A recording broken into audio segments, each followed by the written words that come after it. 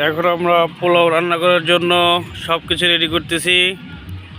গরুর মাংস রান্না শেষ হয়ে গেছে। পোলাওর জন্য পানি গরম হচ্ছে। দেখুন কি কি দিয়ে দিয়েছি আমরা পানিতে। ওফ, মনে হচ্ছে সেই টেস্ট হবে।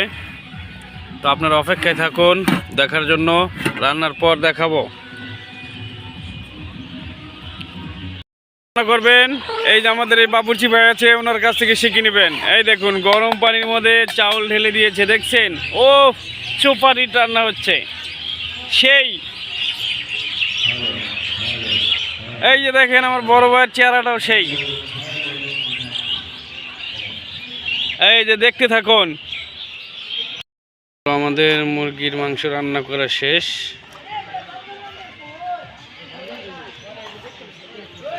দেখুন কালার কি এসেছে। এটা হলো পোলার উপরে পেঁয়াজ ভাজা দেওয়া হবে। তারপর এখানে এখন গরুর মাংস চড়ানো হয়েছে। দেখা যাক